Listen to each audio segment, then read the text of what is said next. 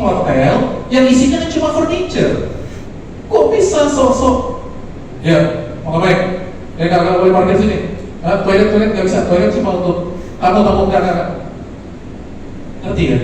Hotel, hospitality industry. Tapi bagaimana mungkin kok hospitality-nya kalah sama orang bank, orang finance yang jelas-jelas isinya adalah uang. Nah, ini yang menjadi tantangan kita semua orang-orang hotel.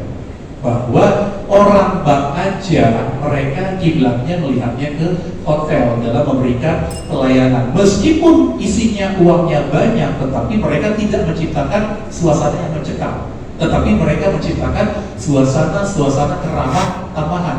Sehingga orang nyaman. Baik itu orang yang datang mau ngambil uang, maupun orang yang datang bawa banyak uang, mau store. Mereka sama-sama merasa nyaman untuk memasuki bank. Nah, teman-teman, ini adalah fundamental, ini adalah basic. Untuk kita bisa memberikan pelayanan yang prima, kita harus kenal dulu customer kita, ya kan?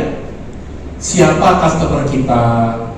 Kira-kira apa sih yang diinginkan dari customer kita kepada kita dan diharapkan? Apa yang dibutuhkan? Keinginan dan kebutuhan berbeda. Apa yang dipikirkan? Apa yang dirasakan? Apakah customer sudah puas dan apakah customer akan kembali lagi? Ibu, bapak, jangan cukup sampai dengan memuaskan customer, tetapi harus buat sampai mereka menjadi loyal. Kalau puas, kenyataan sesuai dengan harapan mereka. Customer yang puas balik lagi nggak ke tempat ibu bapak? Ya bisa balik, bisa juga tidak. Tapi kalau customer sudah loyal, ada beberapa customer yang mereka loyal. Hotel, mereka loyal terhadap brand Accor. Setelah mengikuti training ini adalah dapat meningkatkan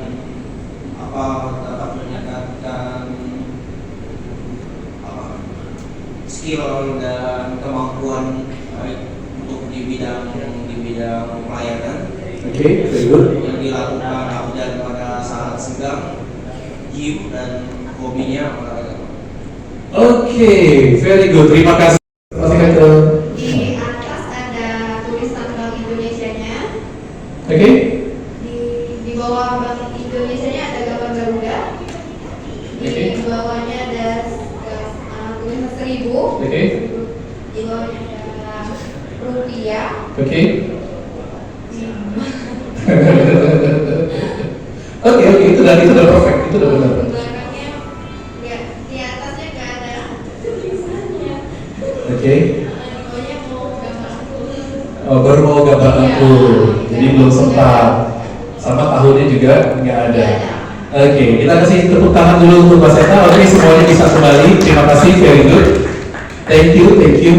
So, saya kembalikan anggulnya, Pak. Banyak yang harus kita bongkar karena memang ini kan irisannya banyak. Untuk bisa membuat teman-teman ini merasa percaya diri, mereka harus kita bekali dulu dengan kemampuan, mereka harus menguasai product knowledge. Karena untuk mereka bisa berjualan produk, mereka harus kuasai dulu. Kedua, kemampuan komunikasi yang besok akan kita bahas dalam effective communication. Jadi mereka ini kita baru bicara masih pakai bahasa Indonesia. Belum lagi kalau nanti sudah menghadapi tamu asing yang harus berbicara dalam bahasa Inggris. Makanya saya tadi dalam setiap sesi ada bahasa-bahasa Inggris yang saya selipkan karena memang itu bukan bahasa asing buat kami. Karena kami di hotel ini sudah sangat familiar dengan, sudah terbiasa, harus terbiasa dengan istilah-istilah seperti itu.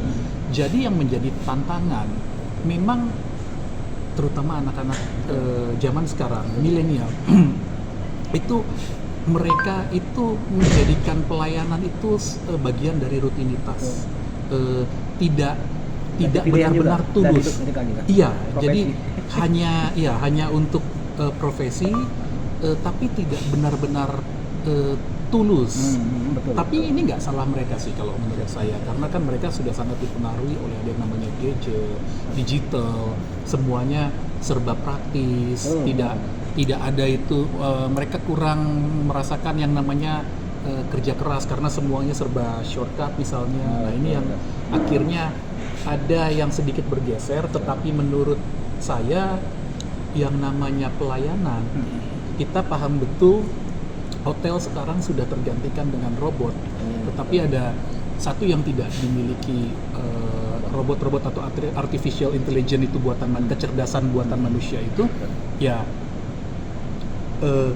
pelayanan yang tulus, pelayanan dari hati, senyum yang dari hati. Nah ini yang tetap saya masih optimis, hotel sebagai industri yang bergerak di bidang jasa masih tetap membutuhkan itu. Sampai kapanpun itu tidak bisa tergantikan. Pelayanannya bisa, hanya untuk mengantar makanan bisa tergantikan oleh robot atau artificial intelligence, kecerdasan buatan tersebut. Tapi empatinya, bagaimana seorang pramusaji bisa merasakan keluhannya tamu, bisa merasakan komplainnya tamu. Nah empati itu yang tidak dimiliki makhluk lain selain manusia. Nah ini yang memang harus kita gali terus, dan harapan saya kegiatan seperti ini memang harus continuous supaya teman-teman di industri hotel ini kita charge lagi, jadi mereka tidak jemu, tidak bosan, dan tetap memiliki semangat untuk melayani. Apa pesan